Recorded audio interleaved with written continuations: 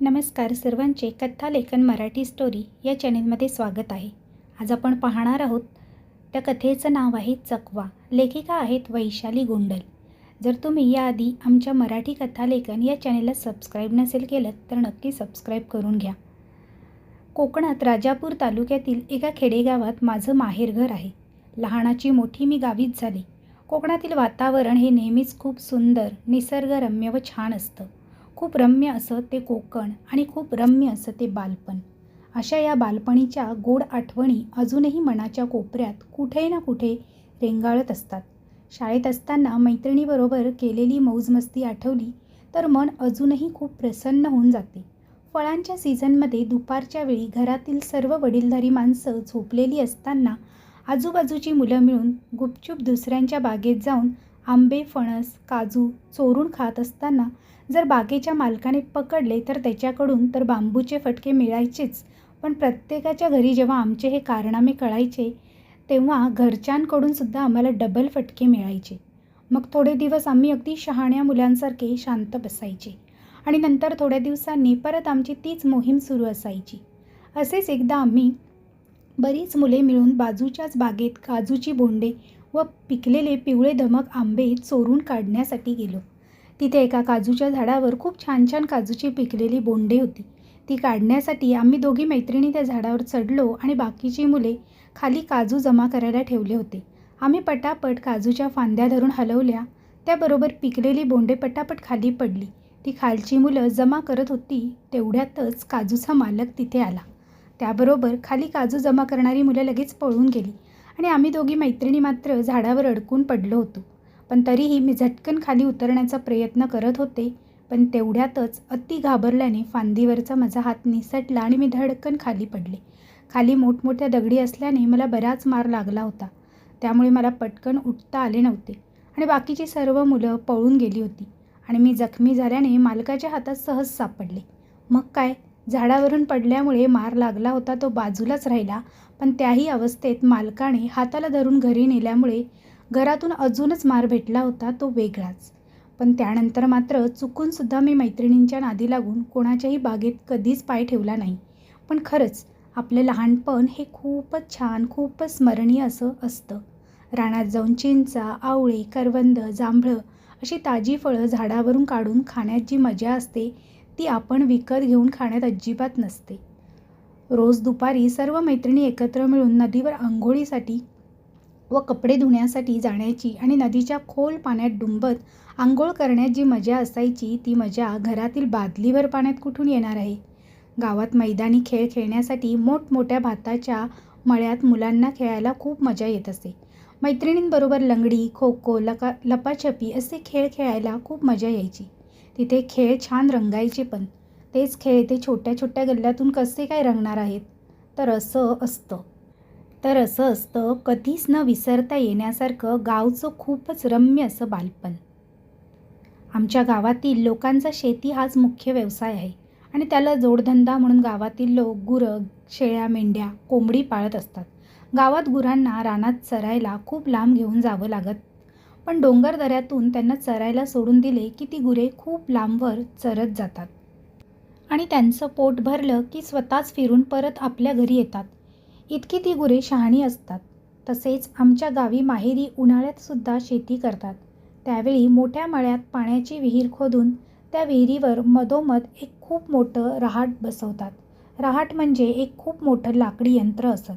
त्या रहाटाला वेताच्या वेलींची खूप जाड व मोठी दोरी बनवून त्या दोरीला छोटी छोटी मातीची मडकी बांधून ती वेलीची दोरी रहाटला जोडून मोग्यासकट ती दोरी खाली पाण्यात सोडतात. गावी मडक्यांना मोगे म्हणतात. तर ते मोगे बांधलेले रहाट विहिरीच्या बाजूलाच फळी टाकून त्या फळीवर 2 माणसं बसतात आणि पायाने ते रहाट दाबून हाताने ते गोल गोल चक्रासारखं फिरवतात आणि त्या रहाटाद्वारे विहिरीतील पाणी मडके भरून वर येत असतं. अशा रीतीने विहिरीतील पाणी वर काढून त्या पाण्याने शेतीला सिंचन करतात. अशा प्रकारे गावी उन्हाळी शेती पिकवतात. गावी माझ्या माहेरी अजूनही लोक या लाकडी यंत्रानेच उन्हाळी शेती करतात. तसंही ते खूपच कष्टाचं काम असतं. खूप मेहनत करावी लागते, तेव्हाच उन्हाळी शेती पिकते. आता काही ठिकाणी लोक इलेक्ट्रिक यंत्रापंपाद्वारे उन्हाळी शेती करत आहेत, पण ते खूप खर्चिक काम असतं, कारण उत्पन्न कमी असतो आणि खर्च जास्त असतो. म्हणूनच त्याला पर्याय म्हणून खूपच डोकं वापरून गावच्या माणसांनी या रहाटाचा लाकडी यंत्राचा शोध लावला आहे. या यंत्राला ऊर्जेची गरज नसते, तर माणसांच्या ताकदीची गरज असते. आमच्याकडे सर्व लोक या लाकडी यंत्राद्वारेच उन्हाळी शेती करत आहेत. माझ्या लहानपणी आमच्या घरीसुद्धा अजूनही उन्हाळी शेती करत आहेत. उन्हाळी शेती करताना आजूबाजूची माणसे एकत्र मिळून खूप मोठ्या जंगलात वेताच्या वेलींना काढून आणायला जातात, कारण त्या वेलीपासूनच रहाटाला बांधायचा मोठा दोरखंड बनवावा लागतो. एका विहिरीवर चार जण एकत्र मिळून शेती करत असतात, म्हणून मग 4 माणसे एकत्रित मिळून वेलीला आणायला जंगलात जातात. एकदा असेच वेलींना आणायला जंगलात जाण्याचा माझ्यावर प्रसंग आला होता, कारण आमची आजी त्यावेळी खूपच आजारी पडली होती. म्हणून घरातील माणसांनी मला बाजूच्या माणसांबरोबर जंगलात वेली आणण्याकरता पाठवली. त्यावेळी मी 12 वर्षाची होती. वेली काढण्यासाठी आम्ही पहाटे 5 वाजता उठून गेलो होतो जंगलात, कारण वेताच्या वेली या जमिनीवरून सरपटत खूप लांबपर्यंत गेलेल्या असतात. त्या हाताने ओढून घ्याव्या लागतात आणि मग एकत्र जमा कराव्या लागतात. जंगल खूपच लांब होतं.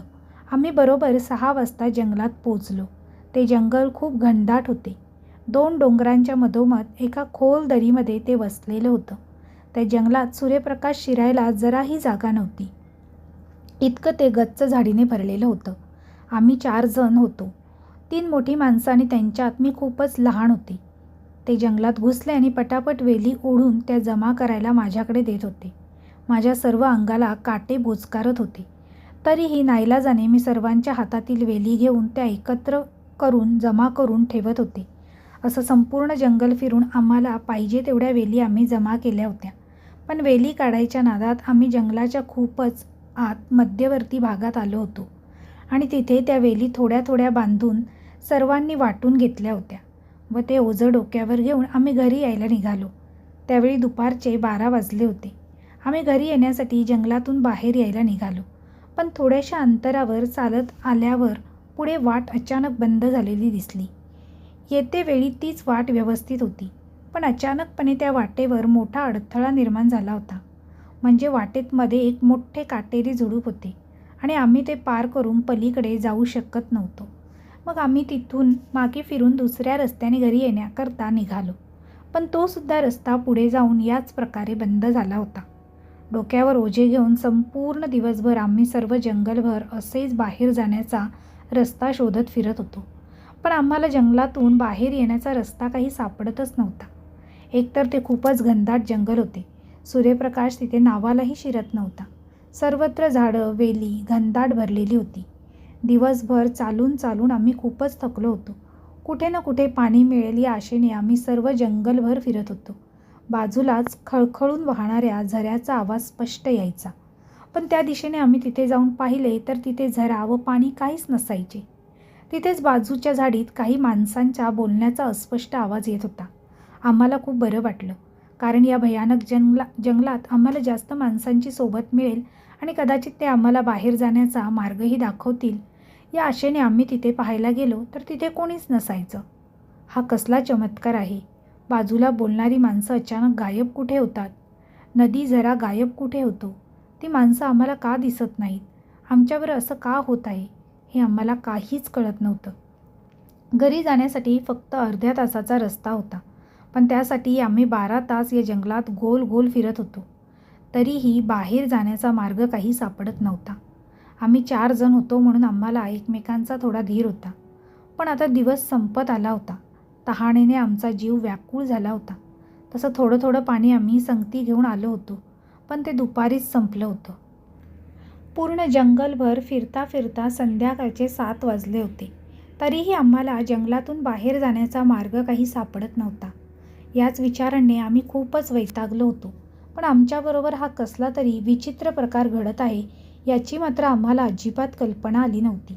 पण आमच्या घरीसुद्धा लोक आमची काळजी करायला लागले होते, कारण सकाळी 6 वाजता घरून गेलेली माणसं 13 तास झाले तरी अजून घरी आली नव्हती.